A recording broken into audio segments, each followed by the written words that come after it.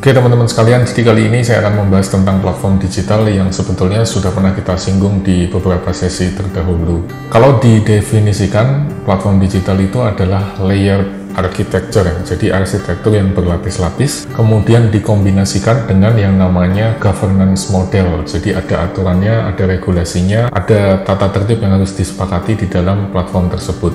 Ada dua kata kunci di sini ya. Yang pertama tadi adalah architecture. Jadi ada lapisan arsitektur, baik itu lapisan teknologi, lapisan jejaring, network, kemudian ada lapisan layanan, service maupun konten.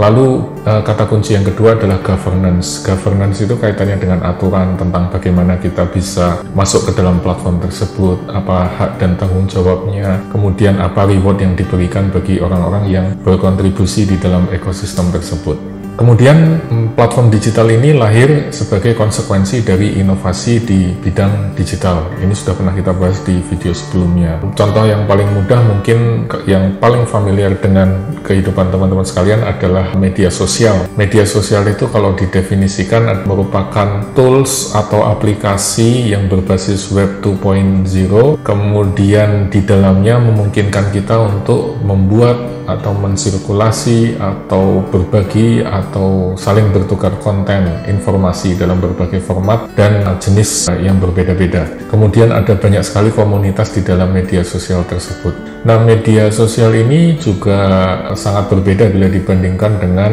teknologi-teknologi digital yang lain karena dia terbuka, kemudian sifatnya participatory, kemudian memungkinkan adanya extension dengan yang dilakukan oleh user itu sendiri. Jadi dulu pernah disinggung yang namanya generativity. Kalau di dalam media sosial bentuknya adalah misalnya pengguna bisa membuat, kalau di grup WA itu membuat stiker, kalau di PUBG bikin skin, kalau di Instagram mungkin bikin filter atau bikin emoticons dan lain sebagainya. Itu semua adalah salah satu bentuk bagaimana user bisa berkontribusi, bisa generate something berbasis platform yang ada. Kemudian media sosial itu juga unik karena dia terus-menerus berubah sehingga memberikan tantangan bagi manajer atau siapapun yang harus mengelola media sosial itu dengan baik.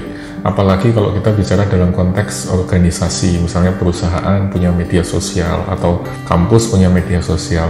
Bagaimana cara kita untuk align antara media sosial tadi dengan logika-logika organisasi itu mungkin akan ada benturannya atau tidak bisa di-align dengan persis 100%. Kenapa bisa begitu? Karena pada dasarnya organisasi itu tidak pernah bisa 100% full control terhadap media sosial. Beda dengan aset-aset perusahaan yang lain ya, misalnya sebuah perusahaan punya gedung, dia bisa mengontrol apa yang terjadi di gedung tersebut. Siapa yang boleh masuk, kemudian kapan jam buka, kapan jam tutup, siapa yang harus bertugas pada hari tertentu, jam tertentu, dan lain sebagainya, semua bisa diatur. Bisa dikendalikan lewat kamera CCTV, kemudian kalau ada orang masuk sembarangan tanpa izin bisa ditangkap, dibawa ke kantor polisi, dan seterusnya. Media sosial tidak demikian karena organisasi tidak pernah punya full control terhadap media sosial.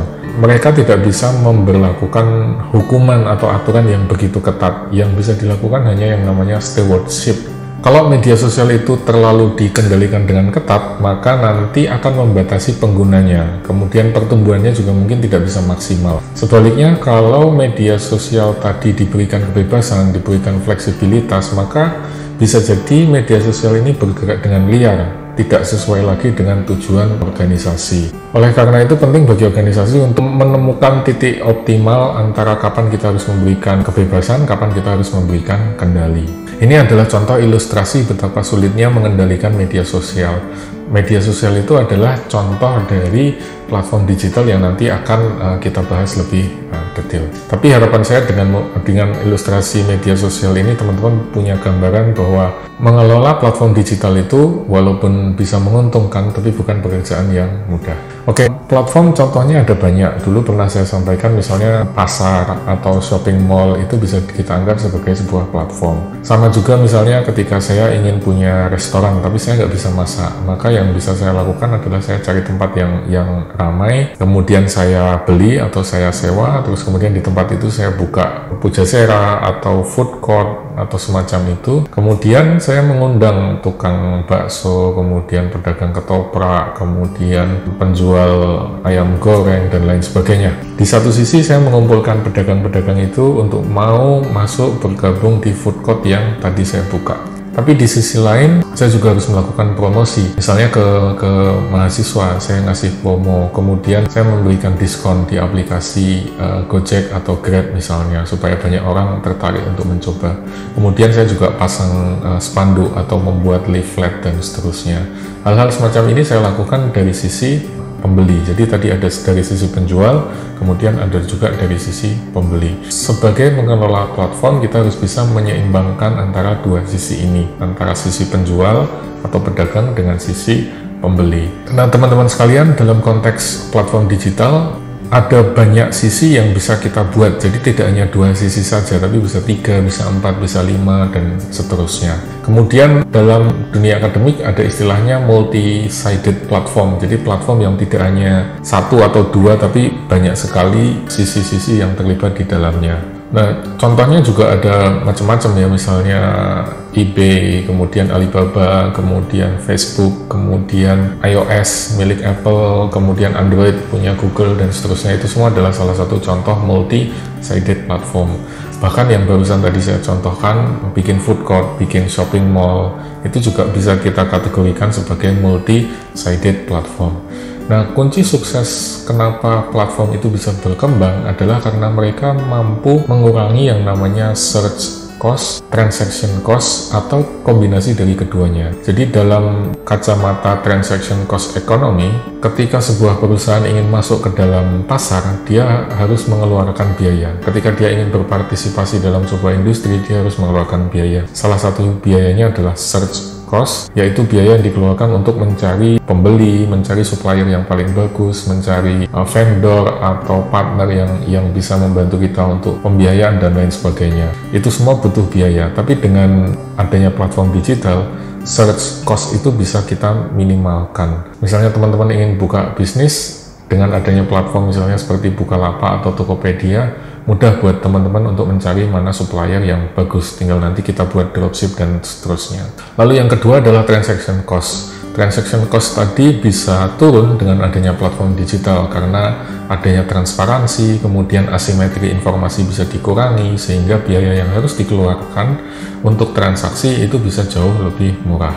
Dua hal itu yang kemudian membuat platform itu berkembang dengan sangat sukses, apalagi di era ekonomi digital seperti sekarang ini. Yang menjadi penting juga adalah yang disebut sebagai network effect yang kemarin sudah kita bahas di sesi sebelumnya. Di sini ada istilahnya cross-site network effect atau indirect network effect, yaitu seberapa nilai yang bisa diperoleh oleh pengguna di satu sisi seiring dengan bertambahnya pengguna atau partisipan yang ada di sisi yang lain. Nah, dua-duanya ini kan bisa menjadi pedang bermata dua ya, karena di satu sisi kalau dua-duanya solid, dua-duanya kuat, ini bisa menjadi barrier to entry yang membentengi kita dari pesaing-pesaing yang ada. Kemudian ini juga bisa membantu kita untuk mencapai posisi monopoli yang sulit untuk dijatuhkan oleh orang lain. Tapi di sisi lain, ini juga bisa menciptakan chicken and egg problem, ayam dan telur, karena di satu sisi dia mau bergabung, kalau di sisi yang ini juga banyak partisipannya. Jadi kalau di satu sisi sepi, di sisi yang lain juga orang malas untuk bergabung. Sebaliknya kalau di satu sisi rame, maka orang juga di sini akan ikut rame, ikut berpartisipasi. Cuman masalahnya mana duluan, mana yang harus kita dahulukan, mana yang harus kita prioritaskan. Bisa jadi nanti kita terjebak pada situasi yang dua-duanya saling menunggu gitu. Jadi nggak bisa sama-sama tumbuh dengan cepat.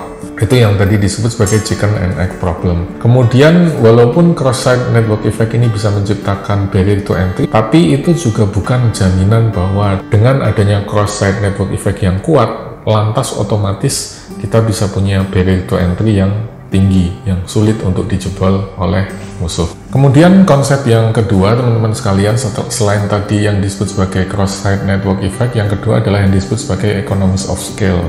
Ini juga kayaknya sudah pernah disinggung di video-video sebelumnya. Jadi economies of scale itu adalah biaya rata-rata yang kita keluarkan untuk melayani seorang user, seorang customer, itu akan semakin lama akan semakin turun ketika jumlah user, jumlah pengguna yang kita layani itu akan semakin banyak. Jadi makin banyak penggunanya, economies of scale-nya akan tercapai karena biaya yang dikeluarkan menurun. Hal ini sangat lazim dijumpai di industri digital, di sektor teknologi digital, karena umumnya mereka punya fixed cost yang tinggi. Jadi untuk R&D, untuk pengembangan itu biasanya punya struktur biaya yang sangat tinggi, tapi setelahnya akan turun dengan cukup tajam. Contohnya misalnya ketika Microsoft mengembangkan Windows, pada saat pertama kali mereka membuat prototipenya itu sangat mahal sekali. Tapi begitu nanti customer yang ke 1000, ke 100.000, ke 1 juta, ke 1 miliar, dan seterusnya, penambahannya itu hanya menciptakan marginal cost yang tidak terlalu besar. Nah, kombinasi antara dua hal ini, cross-site network effect dan economies of scale yang kuat, itu yang membuat Windows begitu dominan di market sistem operasi di seluruh dunia selama mungkin sekitar 30 tahun atau lebih, yang membuat mereka sulit untuk dikalahkan baik itu oleh Apple, oleh Linux, maupun sistem operasi yang lain.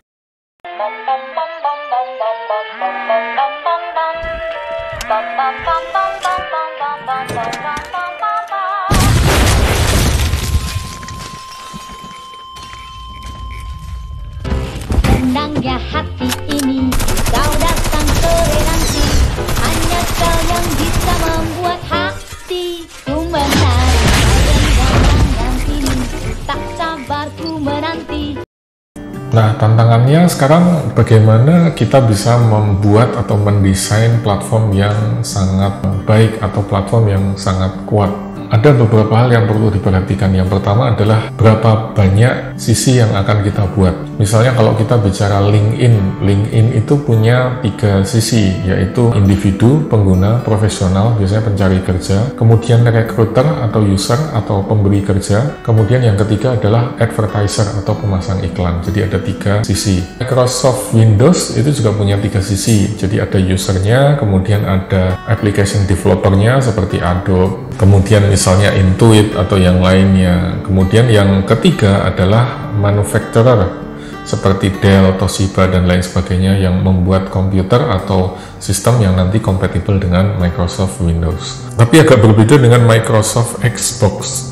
Karena di Microsoft Xbox mereka cuma punya 2 sisi, yaitu user dan game developer, karena teknologinya, konsolnya dibuat sendiri oleh Microsoft. Kemudian kalau kita bandingkan misalnya Android milik Google itu punya 3 sisi, yaitu user, kemudian application developer, pengembangnya yang membuat game, aplikasi, dan lain-lain. Lalu yang ketiga adalah hardware manufacturer, jadi Samsung, kemudian Xiaomi, kemudian Oppo, Vivo, dan masih banyak lagi. Jadi Google tidak eksklusif karena Android bisa diinstal atau bisa dipasang di berbagai gadget yang berbeda.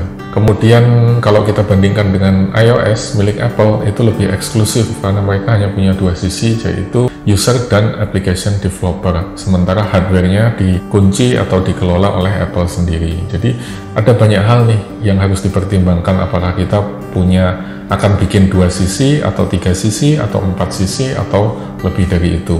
Semakin banyak sisi yang akan kita libatkan, otomatis potensi untuk mendapatkan cross-site network effect itu akan semakin besar. Contohnya adalah Microsoft Windows. Ini akan menciptakan cross-site network effect yang sangat tinggi karena kita jadi sangat tergantung dengan aplikasi-aplikasi yang ada di dalam Windows, dan otomatis itu akan menguatkan ketergantungan kita terhadap Windows. Lalu di sisi lain juga semakin banyak sisi yang kita buat, otomatis potensi pendapatannya juga akan semakin tinggi. Sebagai contoh tadi LinkedIn itu bisa dapat duit dari individual user yang ingin profilnya dipromosikan, kemudian bisa juga dari recruiter yang memasang iklan untuk mendapatkan kandidat, kemudian bisa juga dari advertiser atau pemasang iklan. Jadi makin banyak sisi, makin banyak kita bisa dapatkan sumber pemasukan. Tapi di sisi lain kita mungkin juga tidak selalu bisa membuat sisi yang banyak. Bisa jadi itu tidak visible secara ekonomi, kemudian mungkin memang tidak ada nilainya kalau kita menambah satu sisi lagi di sana. Kemudian yang kedua adalah risiko adanya kompleksitas yang semakin tinggi, jelas ya, karena makin banyak sisi yang kita libatkan maka kompleksitasnya juga akan semakin tinggi, dan masing-masing punya kepentingan yang berbeda sehingga potensi untuk tercipta konflik of interest itu menjadi sangat kuat. Kemudian yang ketiga adalah yang disebut sebagai common denominator issue. Di sini yang perlu digarisbawahi adalah jangan sampai nanti pengelola platform lebih fokus untuk mengelola sisi-sisi yang berbeda daripada kemampuan dia sendiri untuk berinovasi, karena tadi kompleks, kemudian banyak kepentingannya berbeda, menimbulkan interaksi dinamika yang rumit dan lain sebagainya, sehingga itu bisa menguras energi. Kemudian yang keempat, kadang-kadang lebih mudah bagi kita untuk mengatasi problem chicken and egg tadi dengan memulai dari dua sisi saja, karena kita hanya punya dua, kita bisa mengangkat yang satu, kemudian mendorong yang satunya sampai keduanya tumbuh dan menciptakan cross-site network effect yang kuat. Tapi kalau kita mulai dengan sisi yang langsung banyak, maka budgetnya mungkin akan sangat tinggi, kemudian sulit bagi kita untuk mengangkat itu semua menjadi banyak. Tantangan yang kedua adalah bagaimana kita bisa mendesain platform itu dengan baik. Dalam artian begini, ada kalanya pemilik atau pengelola platform itu harus melakukan pengorbanan. Brother, help me!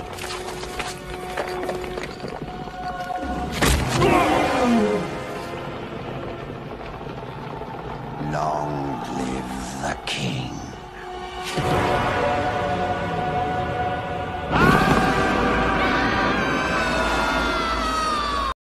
Di satu sisi dia harus mengorbankan potensi pendapatan dalam jangka pendek demi bisa menumbuhkan network effect atau menumbuhkan jumlah user di dua sisi yang dia miliki atau banyak sisi yang dia miliki.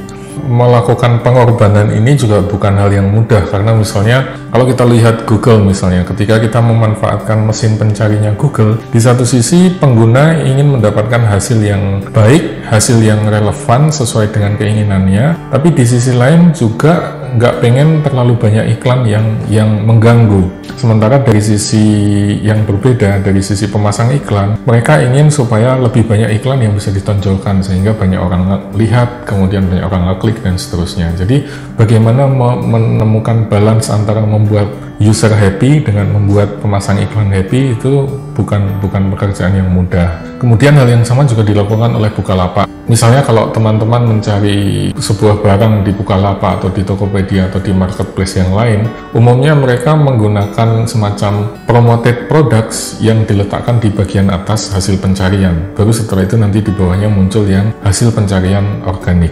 Hal ini juga bisa membuat, di satu sisi membuat penjual yang membayar promosi tadi lebih senang, tapi di sisi lain juga mungkin nggak semua customer happy dengan promoted produk semacam ini.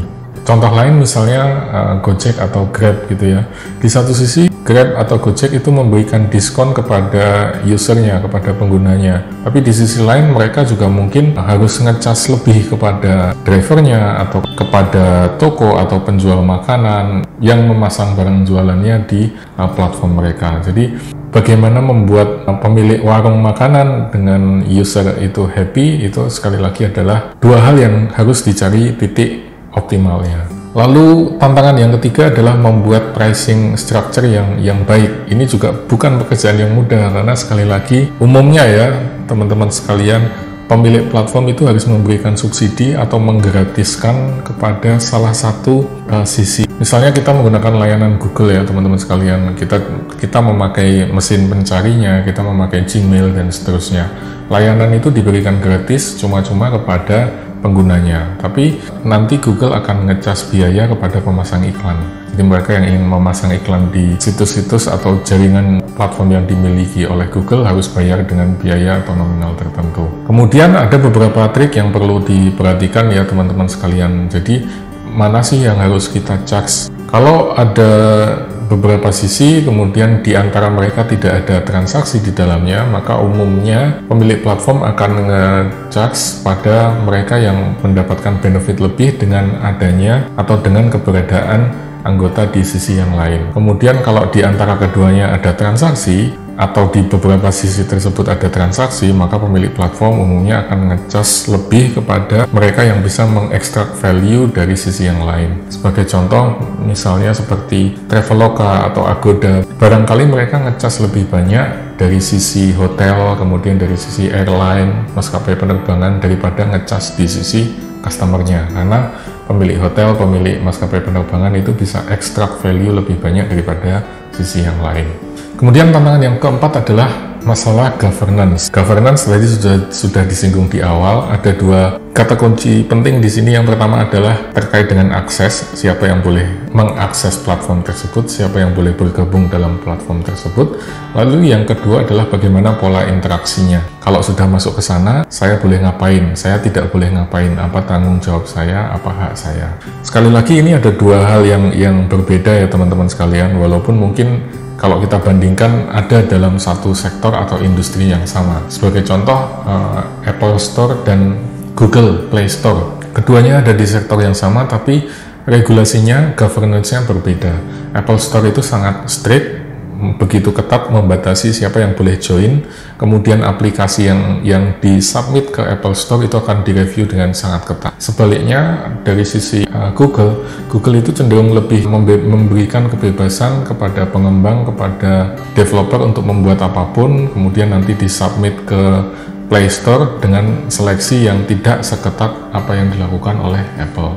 Kemudian ada juga yang disebut sebagai self-governance. Misalnya yang dilakukan oleh Airbnb atau eBay misalnya, mereka bisa melakukan governance dengan cara rating system. Misalnya pembeli bisa memberikan bintang, bisa memberikan review kepada penjualnya, atau sebaliknya penjualnya juga bisa memberikan review kepada pembelinya. Nah, yang perlu diperhatikan di sini teman-teman sekalian adalah regulasi itu bertujuan untuk mencegah yang disebut sebagai market failure atau kegagalan pasar. Market failure itu bisa terjadi kalau satu, informasi yang ada tidak memadai, tidak ada transparansi, jadi pembeli atau penjual nggak tahu nih apa yang akan ditransaksikan, berapa nilainya, bagaimana sebetulnya barang atau jasa yang dijual di sana, dan seterusnya. Kemudian yang kedua adalah kompetisi yang terlalu banyak di satu sisi platform. Jadi di salah satu sisinya mungkin terlalu banyak kompetisi, persaingan, sehingga tidak ada insentif untuk melakukan inovasi di sana. Kemudian kalau tidak ada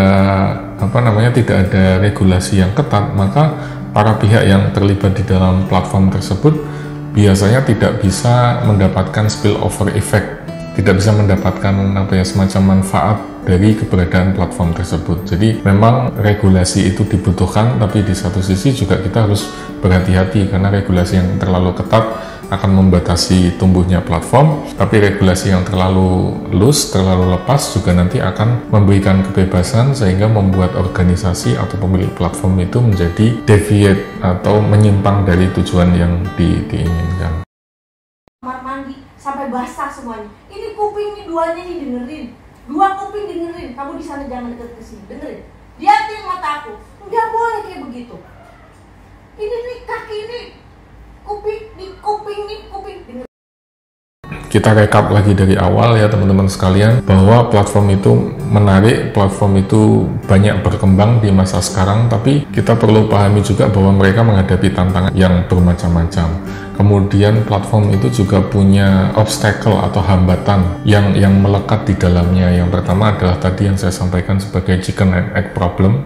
Jadi pada saat kita mau launching, sisi mana dulu yang harus kita tumbuhkan, karena yang sini tidak mau tumbuh kalau yang sini tidak ada, yang sini juga tidak mau berkembang kalau yang di sini masih sepi. Kemudian yang kedua adalah resisten atau hambatan dari konstituen atau dari anggota-anggota yang ada di dalamnya untuk masuk ke dalam platform tersebut, untuk menaati governance atau regulasi yang ada di dalamnya, untuk sama-sama tumbuh dan mengembangkan platform yang ada. Kemudian yang ketiga adalah masalah kompleksitas, karena mengelola platform itu bukan pekerjaan yang gampang, banyak aktor yang terlibat di dalamnya, masing-masing punya kepentingan yang berbeda, sehingga konflik of interest itu pasti akan selalu ada, dan itu bukan pekerjaan yang mudah. Kemudian di referensi yang lain disebutkan ada beberapa strategi yang bisa kita lakukan untuk menjadi platform leaders. Yang pertama, kalau kita ingin membuat platform yang baru yang belum pernah ada sebelumnya, itu ada strategi yang disebut sebagai coring. Bagaimana cara kita membuat platform yang belum pernah ada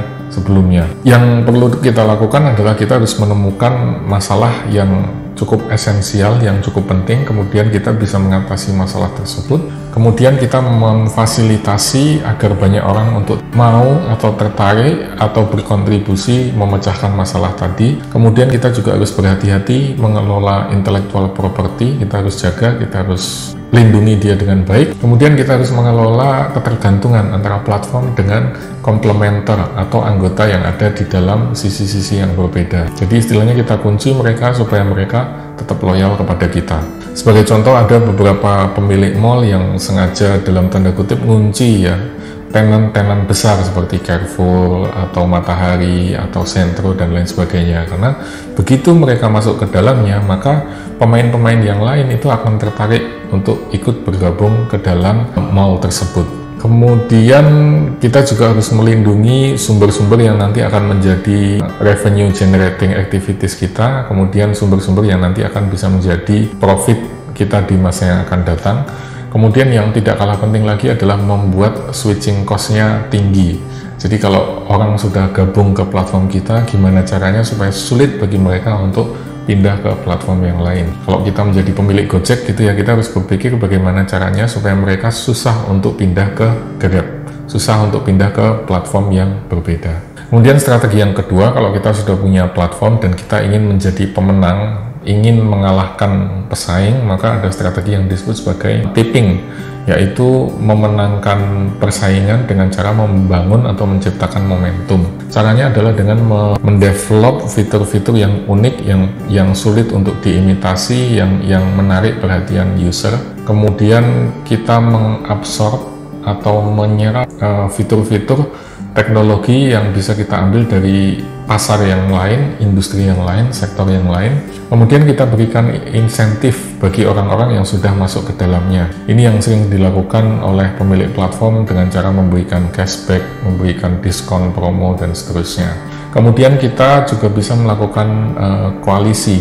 Jadi kompetitor kita bukan kita ajak berantem, tapi justru sebaliknya kita buat koalisi supaya platform kita bersama menjadi jauh lebih besar. Ini salah satu alasan yang mendorong kenapa banyak sekali di dalam dunia platform digital itu terjadi merger dan akuisisi. Sebagai contoh, Uber di pasar Asia Tenggara kan kemudian diakuisisi oleh Grab, merger di dalamnya, disatukan di dalamnya, karena daripada bersaing berdarah-darah, lebih baik kita bangun koalisi supaya platform kita lebih kuat. Kemudian yang berikutnya, kita juga bisa gunakan strategi pricing dan subsidi. Jadi dengan cara tadi memberikan promo, memberikan diskon, memberikan cashback, memberikan benefit-benefit yang lain, yang itu akan menciptakan momentum supaya user itu menjadi semakin tertarik lagi, semakin loyal lagi kepada platform yang kita miliki. Oke, itu mungkin penjelasan tentang platform digital, mudah-mudahan cukup memberikan pencerahan buat teman-teman sekalian.